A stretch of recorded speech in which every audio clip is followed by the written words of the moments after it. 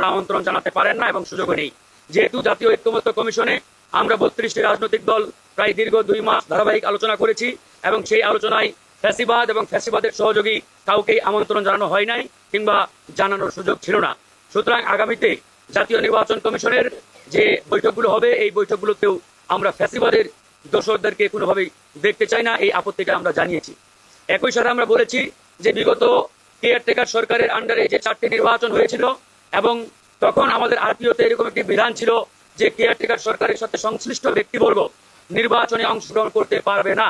যেহেতু আমরা একটি ভিন্ন পরিস্থিতিতে বর্তমানে অন্তর্বর্তীকালীন সরকারকে দায়িত্ব দিয়েছি, আমরা আজকে মাননীয় কমিশনকে জানিয়েছি যে এই সরকারের উপদেষ্টা পরিষদ এবং এই সরকারের সাথে সংশ্লিষ্ট ব্যক্তিবর্গ আগামী ত্রয়োদশ জাতীয় সংসদ নির্বাচনে কোনোভাবে অংশগ্রহণ করতে পারে না।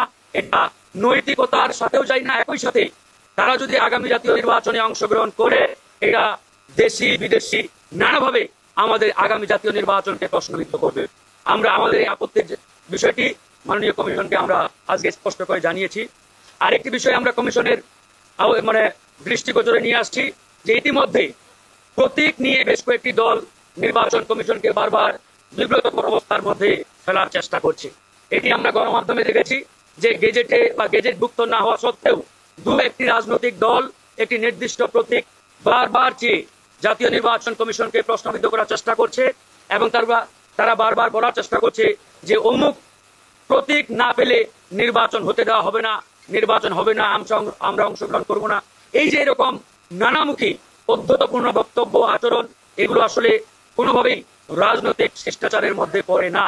আমরা মাননীয় কমিশনকে বলেছি কমিশনের যে বিধান, যে রুলস এন্ড রেগুলেশন, এর বাইরে যাওয়ার কোনো সুযোগ নেই।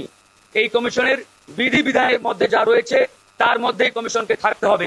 যদি কমিশন কোনো একটি রাজনৈতিক দলের চাপ কিংবা চাপের কাছে নতি স্বীকার করে তারা কোনো বিধি ধরেন যে ভায়োলেট করে কিংবা সংযোজন বিয়োজন করে, তাহলে আগামীতে দেখা যাবে অন্য কোনো রাজনৈতিক দলও এই নির্বাচন কমিশনকে চাপ দিয়ে কিংবা চাপের মাধ্যমে তাদের মনোপুত করে তারা কিন্তু সিদ্ধান্ত এখান থেকে হাতিয়ে নেওয়ার চেষ্টা করবে। তাই আমরা কমিশনকে বলেছি আপনারা আপনাদের বিধির বাইরে কোনোভাবে যেতে পারেন না, যাওয়ার সুযোগ নেই। আপনাদের যে এক্সিস্টিং রুলস এন্ড রেগুলেশন রয়েছে এর মধ্যেই আপনাদের থাকতে হবে। আমরা এটি আজকে তাদেরকে জানিয়েছি। আমরা 9টি প্রস্তাবনা গণ অধিকার পরিষদের পক্ষ থেকে আজকে জাতীয় নির্বাচন কমিশন এবং প্রধান নির্বাচন কমিশনকে আমরা হস্তান্তর করেছি। আমরা আশা করি আগামী ত্রয়োদশ জাতীয় নির্বাচন জরুরি, একই সাথে আগামী জাতীয় নির্বাচন ক্রেডিবল এবং অংশগ্রহণ করাটা আরো বেশি জরুরি। শুধু নির্বাচন হলেই হবে না। বিগত সময়ে 12টি নির্বাচন এই বাংলাদেশে খাতা কলমে আমরা পেয়েছি এই 54 বছরের ইতিহাসে, কিন্তু আসলে প্রত্যেকটি নির্বাচন নেই।